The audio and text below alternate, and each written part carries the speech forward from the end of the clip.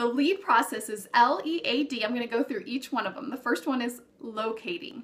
Locating is what I call doing a brain dump. So you're going to just go ahead and put everything that's on your mind, everything that you have to do on to paper. I like to do this writing it out with paper and pen or else on my whiteboard. I think it's usually best to do it in this way. There's something about writing it out and having that tactile feedback that really helps. So what I recommend is sitting down and setting a timer for about 15 minutes and just say, 10 or 15 minutes and just write out everything you're doing right now. Write out everything you're doing for business. Write out all the projects you're working on. Write out all the volunteer activities you have. Write out all the responsibilities you have at home, and just write out everything. Just write a list. Don't leave anything out. Just write everything down. That's locating. So you're doing that brain dump. You're getting everything out of your brain onto paper. Now, I love doing this for even just specific projects. So if you feel stuck in a project, this is something to do too. If you feel stuck in your book, this is something to do when you're outlining your book. If you're stuck in any area of your life, this is a great strategy to use to do a brain dump. It's like a brainstorm, just writing everything out. So that's the first step. And L is locating. It's the LEAD acronym. E is eliminating. Now this is the painful part. When you prune a rose bush or you prune different plants, it says that they'll be able to grow and flourish even more. The Bible even talks about this in John 15, that we're, to have that pruning, and anything that's not bearing fruit, get rid of it. Well, I want you now to look at that list that you wrote out and look at everything you're doing. What is not bearing fruit, or what is not supporting your main goals right now? There may be some things that you need to eliminate. And I want to tell you from personal experience, it is painful to do this at times. I had to do a lot of this over the last few years as I got more focused into really helping authors and entrepreneurs, speakers to get their message to more people. I had to let go of some things. I had to let go of partnerships. I had to let go of websites. I had to let go of products. I had to let go of so much. But you know what happens when you eliminate? It frees up time, and it allows you to have time to focus on what your main goals are. So I encourage you to find at least one thing you can cross off that list. If maybe it's a volunteer activity, maybe it's something else that you're doing right now that it's really not, it's not helping you accomplish your goals. I talk to a lot of people that are on a ton of social media sites, and they're really not getting a lot of return on their investment because they're doing too much. They're, when we're spread out thin, then we're just doing everything a little bit. But when you're really focused, you're able to do a lot of things. You're able to do one thing with a lot of focus and have a lot more results. So the elimination phase is crucial. Set a timer again for maybe 5 minutes and go through your list and see what can you eliminate. The next step is automate. So I love this step because there's so many tools now, there's so many apps, there's so many things you can do to automate a lot of the tasks that you do every single day. And so I want you to think about, what can you automate? Maybe there are even things that you're not even thinking about, like groceries. You can sign up for Amazon Prime and you can get on to a service that they send you certain things every month. Or they have different services now. Like I've been trying out HelloFresh this week, and they'll send you all of the meal planning and the ingredients for your meals.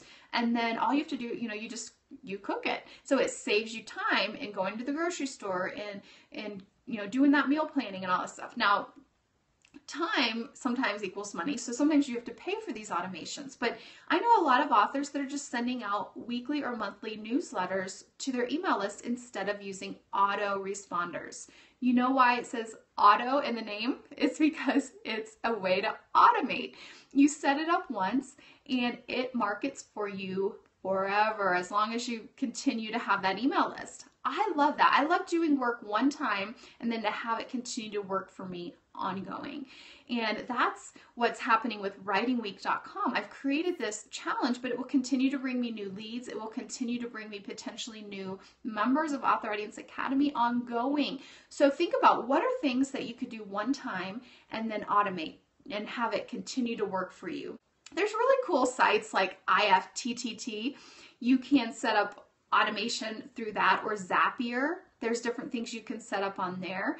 And there's tons of things that you can automate, whether it's, you know, your subscriptions or your member signups. Like I had somebody in Author Audience Academy just recently say that she is delivering her product manually. She just has a PayPal button, and then she's delivering that product manually. Well, you can use systems to automatically send those products, those digital products, to your customers. There's something as easy as Gumroad.com or Selz, SELZ.com. Those are very easy to get started, very low key, and they will automate the process for you. Yes, you pay a small percentage to them, but it's worth it. That way you're not behind your computer. You know, if you get sick, your business stops. You know, what can you automate? What can you do to help automate the things that you're doing every day? That's the A. So the L was locating. That's the key part of this process. The brainstorm or the brain dump. The E is eliminating. That's the painful process. But it's so important. A is automating. What can you automate to free up more time? And then the D is delegating. So there are certain things that each one of us are doing that we could pay someone a small fee to do for us. And I have to say, I'm one of those people that I've resisted this for a long time, just because I think I don't have the money to pay someone. But what it does is then it takes up my time, and then I don't have the time to do the things that are the higher dollar task, creating programs, creating content, creating new books. Those types of things are the things that only I can do. What is it that only you can do? And what are some things that you can start to delegate? If you want to get your feet wet, the very first thing that I started to do with delegation, and it didn't feel overwhelming, it didn't feel like it was too much, was use fiverr.com. For $5, you can start having people create images for you. I just hired someone to do a really cool infographic for writingweek.com, so they should be able to be finished with the final touches here soon. But you know, you can hire people to do graphics for you. You can hire people to do video editing for you. There's different things that you can hire there.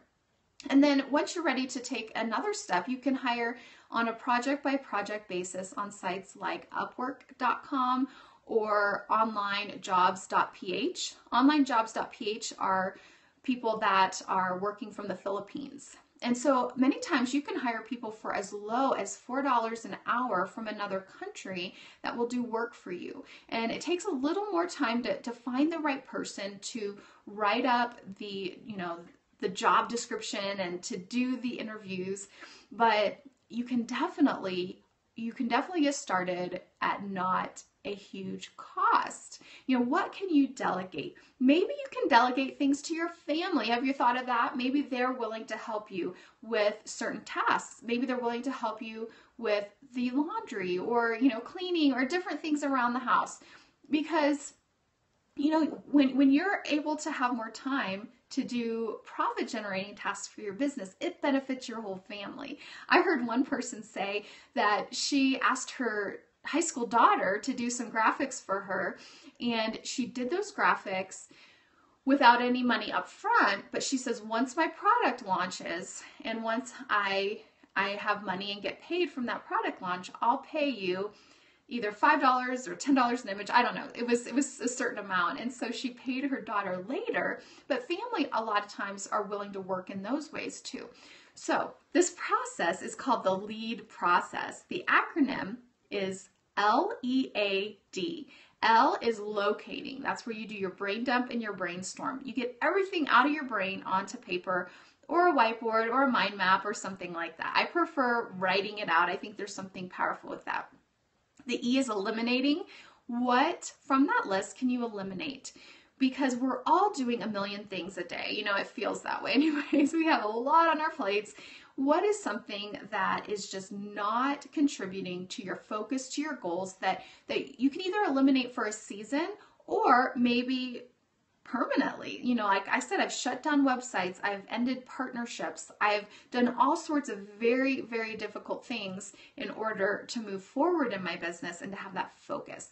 And then A is automating. What can you automate in your business? There's so many tools, so many apps, so many things now available to us that can help us. And the final one is D, delegating. What are some things you can delegate? Choose at least one thing that you can eliminate, one thing you can automate, and one thing you can delegate. And I guarantee that you will begin to free up more time. Thank you guys so much for joining me today. Again, my name is Shelly Hitz. I'm an author coach at shellyhitz.com. I'll see you next time.